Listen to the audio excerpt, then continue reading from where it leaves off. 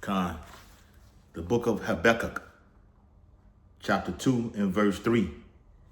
And the scripture reads, "For the vision is yet for an appointed time, but at the end it shall speak and not lie. Though it tarry, wait for it, because it will surely come. It will not tarry." Barakatah Yahweh, Barakatah Yahweh Shai, Barakatah Yahweh, Barakatah Yahweh Shai, Call Halal Yahweh, Bahashem Yahweh Shai, Bahashem Harakah Kadash. Double honors to the elders and apostles of Great Millstone who rule and teach well, and peace and blessings to the Lord's hopeful elect who continue to push this truth throughout the whole entire earth, wherever ye are scattered in these last days. Shalom, Akim. Shalom. Iran issues fresh new threats. Iran issues fresh new threats. As of today's date is August the 18th, 2025, the hopeful year of our deliverance, hopeful year of judgment and destruction upon Esau, Edom. Iran issues fresh new threats, all right, to the Israelis and to the West. They've even vowed to take out to bomb U.S. cities. Well, how do you know this? Because we are the watchmen. That's how we know. All right, when you're a watchman, all right, nothing gets by you. That's why it's called a brotherhood also. Because if I miss something, my beloved brother, all right, my Ak or the whole Akim will catch it, all right, and share the information to each other, man. All right, that's why it's called a body. All right. So as I just read in Habakkuk 2 and 3, the vision is yet for an appointed time. At the end it shall speak and not lie. Though it tarry, wait for it. We're waiting for it. So that peace deal that Russia and Putin are talking about, I mean not Russia, Putin and the United States are talking about doing, it's not happening. As a matter of fact, as of today's date, August 18th, Russia has bombed Ukraine once again with drones. Okay? Habakkuk chapter 2 and verse 1. "I will stand upon my watch and set me upon the tower, and will watch to see what he will say unto me, and what I shall answer when I am reproved. And the Lord answered me and said, Write the vision and make it plain upon tables." Everyone is talking about World War III right now. It's so far out there that even Trump has called the men of Great Millstone the prophets of doom. That's how much this truth is out there right now. That's how much this word is bringing forth the destruction. As I said, Iran has issued fresh new threats. And in quotation marks, which the article I'm going to pull and read, states at any moment. At any moment, this can go down. The book of Revelations, Revelation chapter 1. All right, I'm going to do a breakdown on this because I see I keep going to this. I've been going to this a lot lately. Revelation chapter 1, all right, in verse, what I said? Yep, chapter 1 and verse 3. It says, "Blessed is he that readeth and they that hear the words of this prophecy." One of the events of prophecy is the alliance and war between Iran, the United States, and Russia. Okay? That's one of them. That's the main. That's Ezekiel 38 chapter. Okay, it was going to draw in all nations. Why it says in the book of Joel, "Prepare war. Let all the mighty men come down." This is it. This is how this kicks it off with Iran, Russia, America, and the Israelis. All right. So hopefully this video will be edifying. I'm not going to be too long-winded. All right. Let's get into the article, pull some precepts and get out of here. All right. Yep, this is from Newsweek.com. You can pull this up. This is fresh. Okay. This is fresh. All right. Newsweek.com. All right. Iran issues new war warning. Any moment it can go down. Iran warned on Monday that a new conflict with Israel could erupt at any moment. So what happened with the peace? There's never no peace deal to begin with, man. Matter of fact, when the Bible says when they shall say peace and safety, then sudden destruction happens. This could very well be that right there. While Trump is allegedly going around trying to get peace to happen in the so-called Middle East, threats are still being made because Iran has vowed retaliation from what the United States did by taking out the nuclear facility and what the Israelis have done by bombing the hell out of Tehran. And Tehran has bombed the hell out of Tel Aviv. It's still on. This is a never-ending war.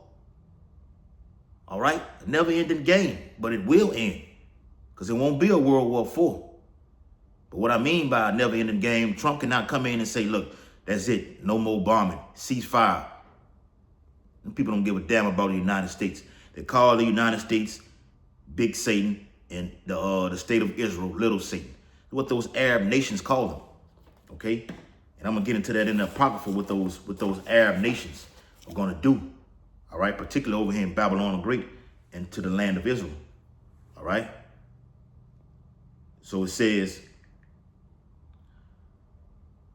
Iran warned on Monday, that's today's date, that a new conflict with Israel could erupt at any moment, signaling a dramatic escalation in tensions months after a deadly 12-day confrontation in June. Let's go. Yahya Rahim Safavi, senior military advisor to Supreme Leader Ali Khamenei, emphasized the need for full preparedness, saying a new war with Israel could break out at any moment. We must be strong and prepared, according to the Iranian media. We must be strong and prepared, right? Let's go to 2nd Esdras, chapter 15, and start at verse 28. Behold, an horrible vision, and the appearance thereof from the east. This is World War III. Okay? Verse 29. Where the nations of the dragons of Arabia shall come out with many chariots. When it says they shall come out with many chariots, that's all the armory and weaponry that these Arab nations have. So let's see. I can tell you who they are, but we're going to get into Google, see who these Arab nations are. All right, because people may have it confused of thinking this certain country is an Arab nation and they're actually not. All right, we know Palestine is one. We know Iraq is one. We know the UAE, the United Arab Emirates. Okay, they're one also. All right, Qatar is one.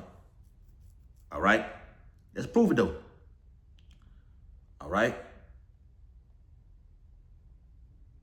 get it back. All right, let me go to I thought I had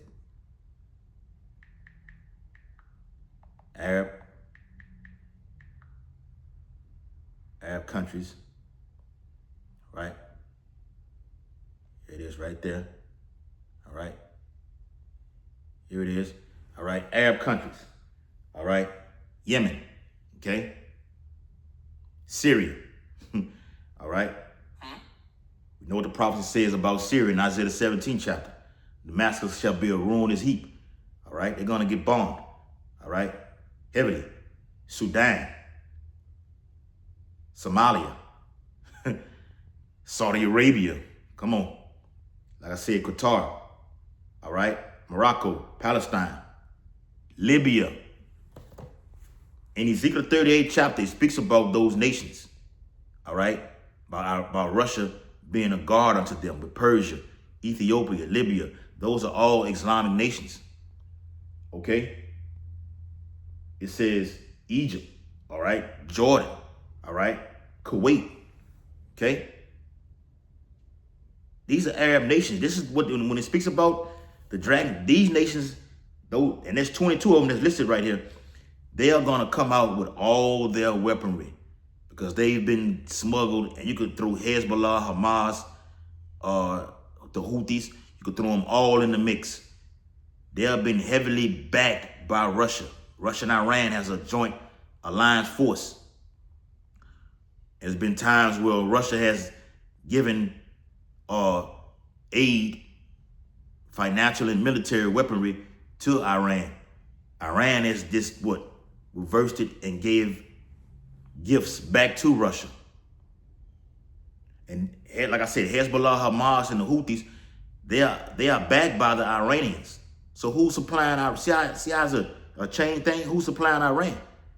You have Russia, Iran, then you have those little, little smaller countries, Palestinians. All right, all these are backed by Iran. Iran being backed by Russia. So who the hell is giving these nations, like I just named, weaponry if they're going to come out with many chariots? All right, and it's not talking about chariots in this picture, in this passage. It's not talking about UFOs. It says, verse 29, where the nations of the dragons of Arabia shall come out with many chariots, and the multitude of them shall be carried as the wind upon earth, destruction, that all they which hear them may fear and tremble. Ooh. Oh, man, yeah. These Arab nations finna make some noise, boy. All right. Also, verse 30, the Carmanians, which are the modern day Persians, Iranians, as I always state. Persia changed its name to Iran, March 21st, 1935. Look it up and do your research on it. Okay, the Carmanians was a land that occupied the Medes and the Persians. The Medes, all right, are not Iran. As Nate has said over there at IUIC, the Medes are not Iran. They are Russia. Do your extensive research and go into the Medo-Persian Empire. Down here, the 8th chapter. All right. The Medes and the Persians were always, even they were at war at one time. All right. The Medes getting start getting the better end of the Persians until Cyrus the Great came in, and that just overtook everything. Then the Persians had the upper hand. Like I said in the 8th chapter. Also the Carmanians, which are the modern day Iranians, and Iran does not consider themselves Iranians. They use their ancient name as Persians. It's a little history, something to know as of today's date. When you see a Ishmaelite, all right, or you see even an Ishmaelite don't even like to be called an Arab. That'll piss them, like them Arabs down here. Don't tell that to them. Ishmael is a wild man. Them boys be ready to give you the business. They be ready to kill you. All right? All right? So you have Ishmael, all right? But also the Carmanians, raging in wrath, shall go forth as the wild boars of the wood, and with great power shall they come and join battle with them. This is the same thing as found in Ezekiel 38th chapter. And shall waste a portion of the land of the Assyrians. And America is a modern day Assyrian. All right, so Iran's not forgotten about the killing of the nuclear scientists, the killing of Khamenei Soleimani, the IRGC commander. All right. Matter of fact, Amalek, all right, has taken out a vast majority, a lot of Iranian top officials within the last couple of years, man. Okay? Like I said, be careful out there when you Jake gets so pissed off at these other nations because they in your hood doing everything that you've been said a lot of things. You can call them guys Arabs and everything like this.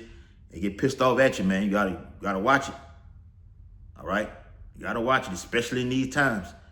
The days are serious. Okay? All right? So that's all we have on that. All right? Get a little bit more of the article. We finna wrap it up. All right? Yep. So here it says the United States coordinated with Israel targeting 3 Iranian nuclear sites, while Iran retaliated with an attack on an American air base and missile strikes against Israeli targets. So that's the Lord doing that.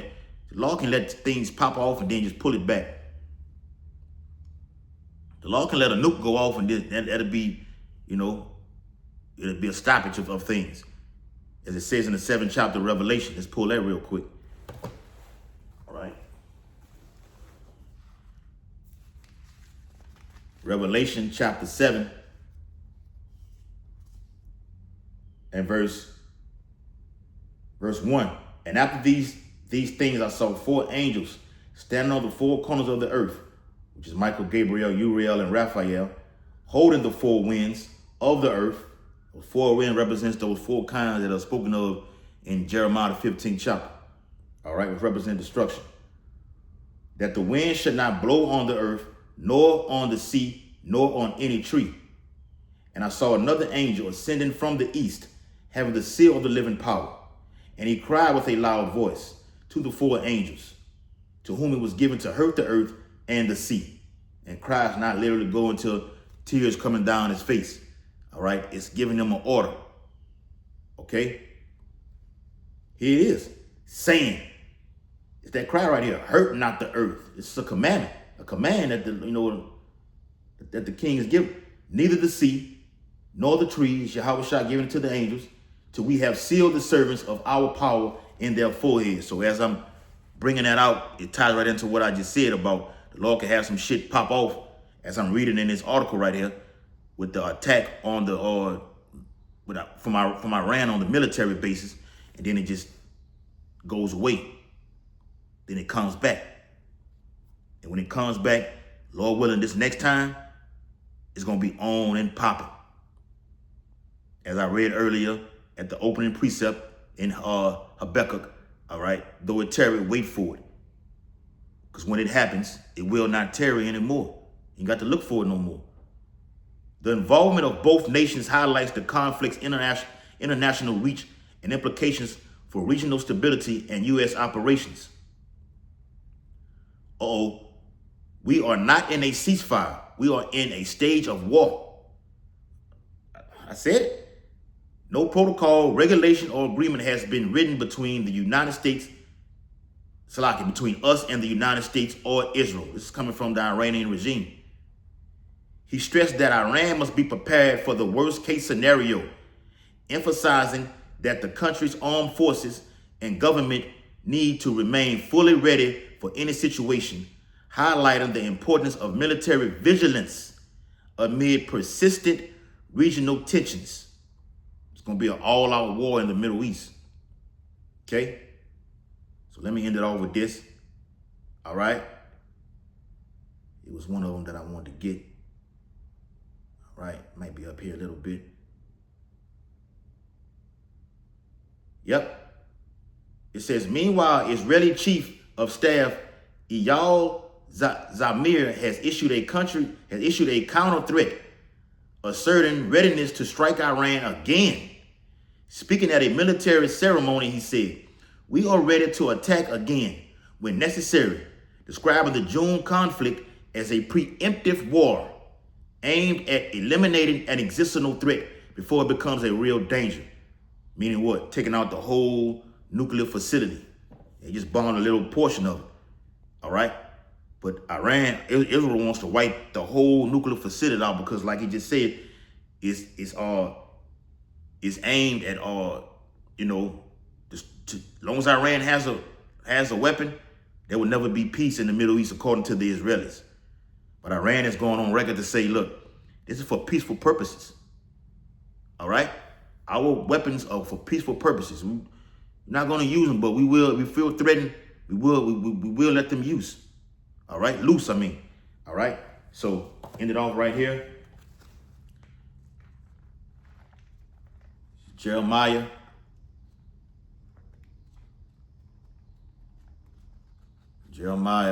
chapter 50,